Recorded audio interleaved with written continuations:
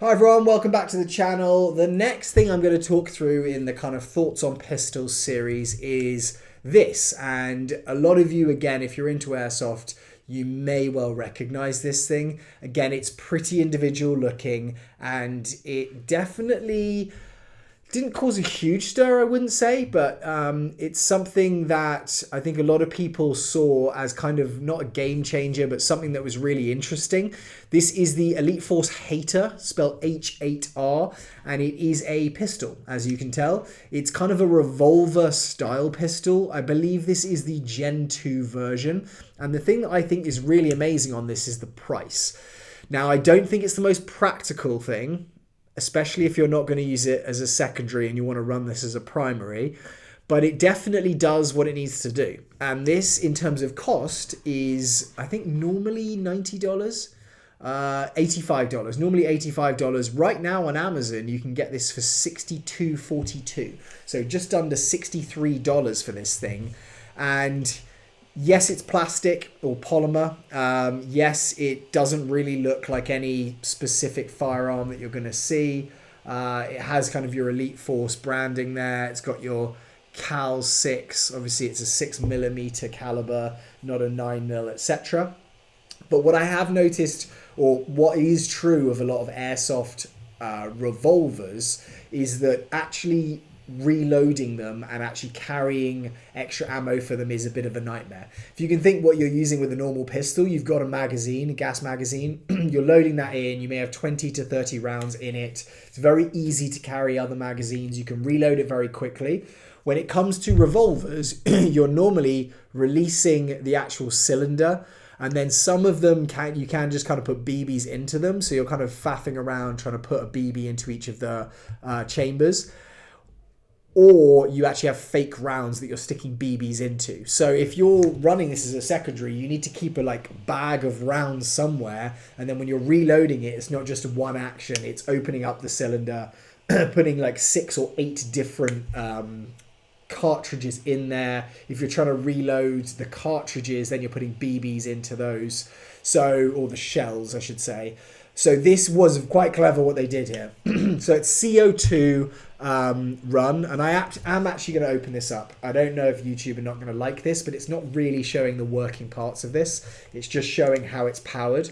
So instead of your standard green gas, which is right there, which you would normally fill it with this you're putting a CO2 cartridge in, and you're using an Allen key or a hex key to tighten that, which is going to push this CO2 canister cartridge up into here. It's going to pierce the top, and then it's going to effectively draw gas directly from this, like a CO2 pistol would. Obviously, that's normally in the mag, not in the handle or the pistol grip of this revolver.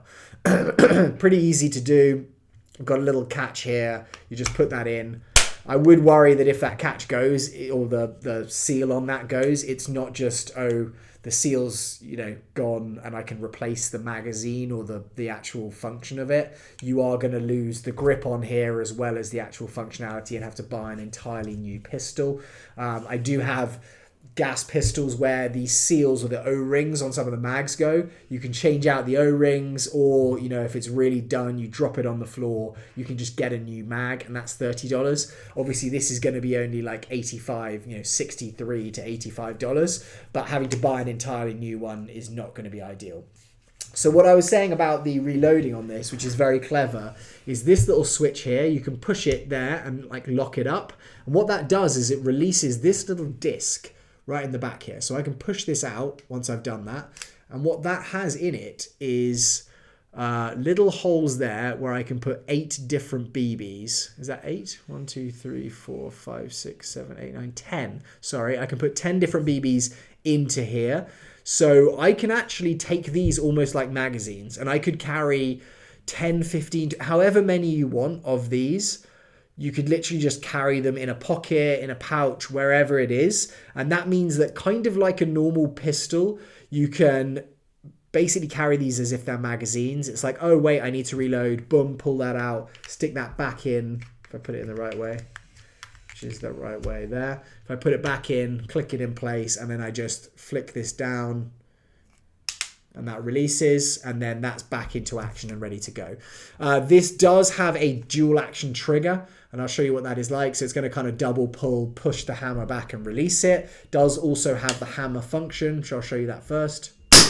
And it's obviously got no blowback action. It's a pistol. It does make a kind of quite a fun little kind of clack noise. So if you're firing it, it is a long trigger pull because obviously it's not reciprocating the actual hammer. And obviously you're not going to know when you're out of rounds. It is going to keep firing or dry firing. Unlike a real revolver where there's no actual round in there which is going to be hit to like fire, this is going to keep doing it. And so after you're out of your 10 rounds, you better know or you can check it quite easily, I suppose. But you are definitely just going to dry fire. So I have heard of people, and actually there's followers of this channel who've told me that, you know what, they've just got into airsoft and they've used this as a primary. And it is possible. The CO2 canisters do have good capacity. I don't know how many of these discs you go through on a CO2 canister, but that again would be great to know if anyone has that info. But you could technically run this as a primary.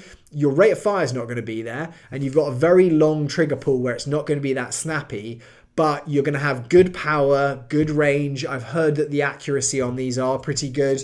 The sights that you have on here, you've kind of got those, it's so hard for me to orientate this, the filament iron sights, so it should be easier to like pick up a sight picture.